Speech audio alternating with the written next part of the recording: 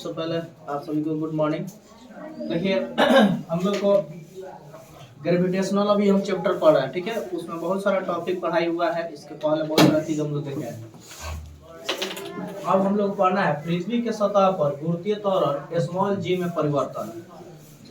देखिए पृथ्वी के जो सतह पर हम लोग गुरुत्वीय त्वरण में क्या परिवर्तन होता है, जब हम लोग किसी एच ऊंचाई पर हम लोग जाते हैं तो उस स्थिति में हमारे जीव के मान में क्या परिवर्तन होता है। देखिए सबसे पहले अब हम लोग यहाँ देखते हैं कि ये हमारा एक अर्थ है, ये हमारा अर्थ है और इसका द्रव्यमान क्या है बाबू हम लोग को एम। यस मीन इसका जो द्रव्यमान है हम लोग क्या है एम। थोड़ा सा टाइम से आया करो। और देखिए इसकी जो त्रिज्या रेडियस यानी इसकी त्रिज्या क्या हो जाए बाबू आर, ठीक है ना।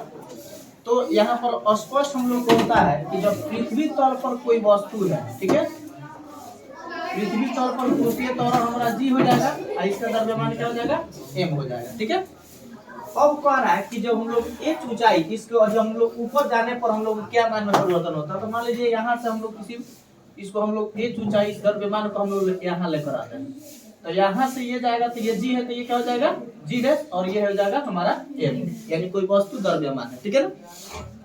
और इसकी जो बीच की जो हाइट होगा वो हमारा क्या हो जाएगा एच हो जाएगा, यहाँ से लेकर यहाँ के बीच की जो हाइट होगी, ठीक है। तो लिखेंगे सबसे पहले यहाँ लिखेंगे माना पृथ्वी की द्रव्यमान कैपिटल एम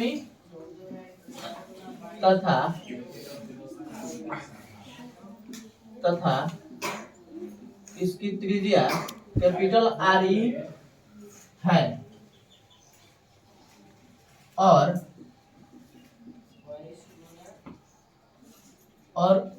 गुरुत्वीय त्वरण स्मॉल जी से उसकी ऊंचाई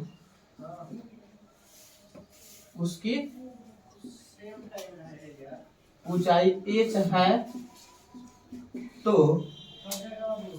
पृथ्वी के सतह से पृथ्वी तल पर देखिए आपको पता है कि गुरुत्वीय बल हमेशा ही गुरुत्वाकर्षण बल के क्या होता है इक्वल होता है, ठीक है ना।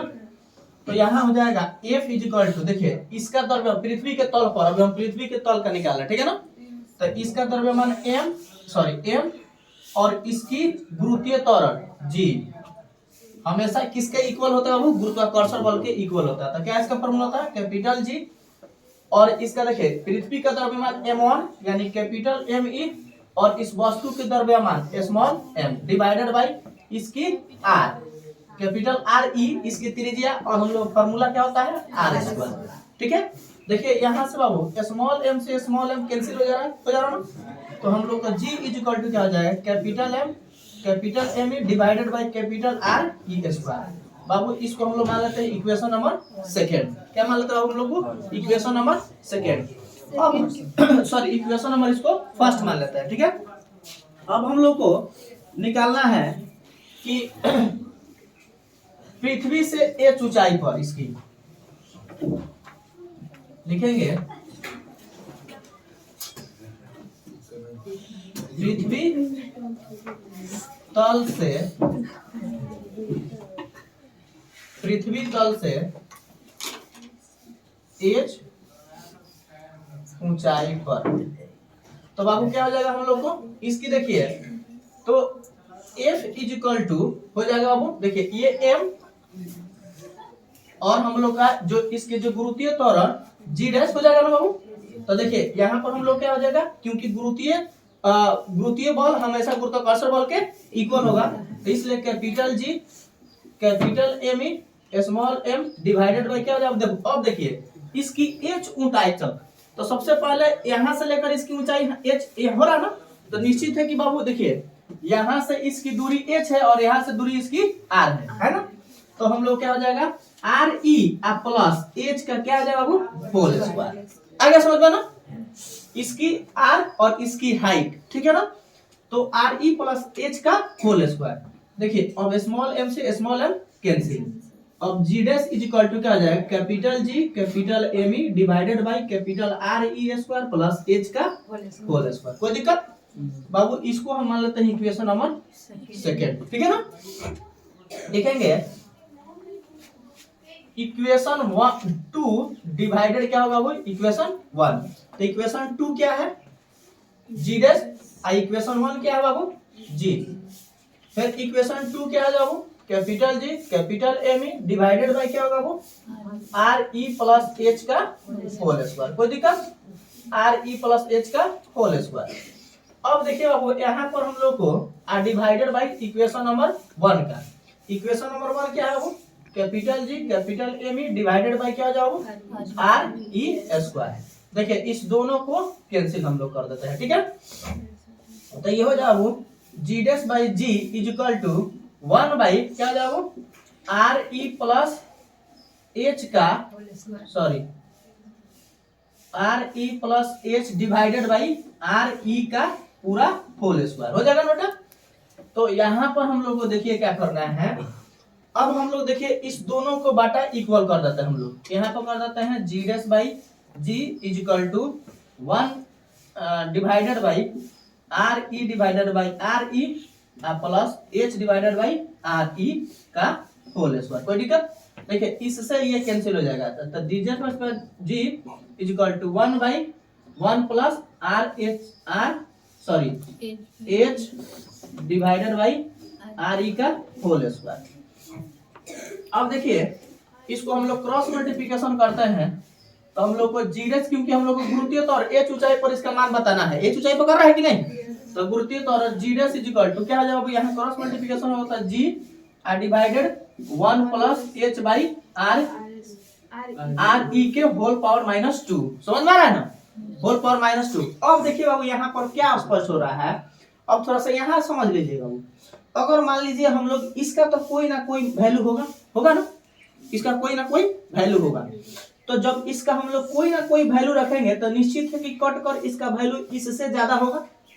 कुछ समझ में आ रहा है ना, यहाँ पर जी का हम लोग इसका इसमें वैल्यू रखते हैं तो इसको कट कर कुछ ना कुछ इस सब का वैल्यू निकलेगा, जी डैश का मान निकलेगा। तो निश्चित स्पष्ट क्या बता रहा है कि आपका G dash is less than G, G dash is less than ji.